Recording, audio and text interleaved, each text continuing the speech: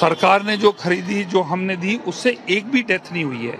जो 3 बच्चों की डेथ हुई है उसमें 2 कोमॉर्बिड थे, एक के एन्सेफेलाइटिस था, एक के और गंभीर बीमारी थी।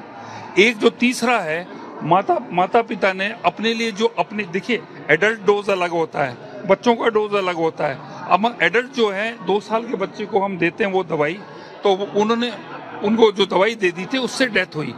जिस दिन पहली डेथ हुई थी, हमने इस मेडिसिन को हमारे डिस्पेंसरीज और सब जगह से हमने इनको हटाई दी है, हमने टोटली हटा दी है।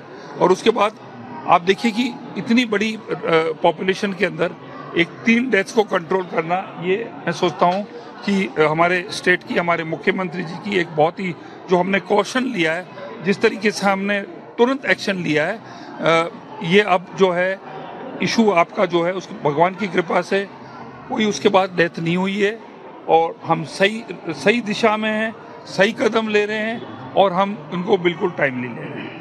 जो एक्शन आपने लिए, तो ड्रग कंट्रोलर को हटाया, दवाइयां बंद की, लेकिन कंपनी के खिलाफ क्या एक्शन लिया? मेरी बात सुनिए, कंपनी जब मैन्युफैक्चर करती है तो वो खुद ही स्वयं अपने जो सेफ्टी नॉर्म्स, जिससे टेस्टिंग करती है, कोई कंपनी नहीं चाहेगी हम दवाई बनाएं जिससे लोग मरे, तो वो करते हैं, वो टेस्टिंग करते हैं। उसके बाद जब हमारे जो ड्रग कंट्रोलर या RSMLCL जो खरीदती है, तो हमारी लैब उसकी टेस्टिंग करती है और उसके बाद 2 बारी टेस्टिंग डेथ्स के बाद और हो गई है। तो आप मेन इशू इसके अंदर ये है कि 3 डेथ्स हुई जिसके अंदर 2 कोमॉर्बिड थे और उसके बाद कोई डेथ्स नहीं हुई है। तो मेरे ख्याल में ये कोई एक बड़ा इशू अब नहीं रहा है। कंपनी क्लीन चिट दे रहे हैं? नहीं, हमने कोई क्लीन चिट नहीं, हमने दवाई रोक दी है। अभी कोई क्लीन चिट देने का मतलब दवाई वापस रीइंट्रोड्यूस हो जाए, तो नहीं, कार्रवाई तो अब सैंपल्स लेके उनमें कोई गलती पाए तो कार्रवाई करें।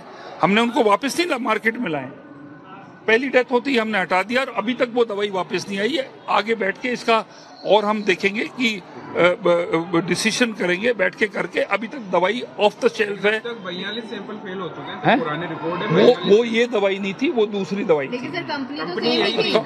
भाई कंपनी है कि वो मान लो आपके पैरासीटामोल भी बनाती है, कॉफ मिक्सचर भी बनाती है, आपके ब्लड प्रेशर की भी बनाती है, वो अलग अलग सॉल्ट्स है। सर, अगर कल को कोई ऐसी मेडिसिन आई जिसका यही रहा जैसे अभी हो रहा है, तो आप अभी कंपनी को बैन क्यों नहीं कर रहे? मेरी बात मैं आपको ये कह रहा हूँ कि राजस्थान के अंदर कितनी ऐसे हादसे हुए हैं कि आप इतना इसके बारे में चिंता कर रही हैं। कई डेथ्स हुई और दवाइयों में भी प्रॉब्लम आया।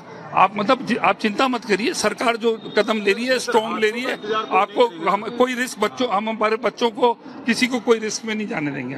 ऐसे में अस्पताल में जो आगजनी हुई, आधा दर्जन हुई, आप जब निरीक्षण करने पहुंचे थे आप कह रहे थे 24 घंटे भी नहीं हुए, 3 दिन बीत चुके हैं, अब क्या कुछ एक्शन वहाँ पर हुआ है? कमेटी 24 घंटे 48 घंटे के अंदर कोई ऐसी बड़ी जांच नहीं होती है।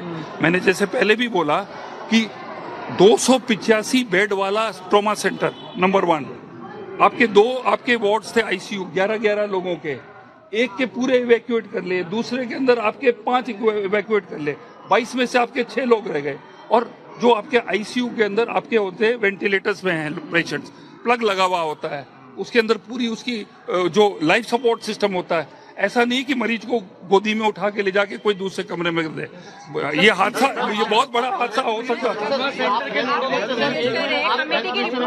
कमेटी रिमोट करेगी, हम आपको करेंगे इसमें।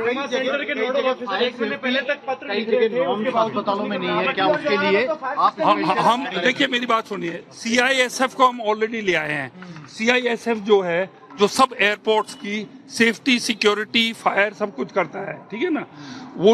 हमने सबसे पहले हमारा जो है, हमने SMS हॉस्पिटल और उससे संबंधित जितने भी हॉस्पिटल, 14 हॉस्पिटल की हमने उनसे रिपोर्ट ले ली है। रिपोर्ट मेरे ख्याल में कल परसों आ जाएगी।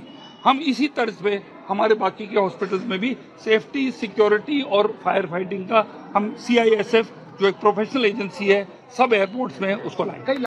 अगर आप ये वीडियो YouTube पर देख रहे हैं तो हमारे चैनल को सब्सक्राइब कर बेल आइकन दबाएं और Facebook पर देख रहे हैं तो हमारे पेज को लाइक करें।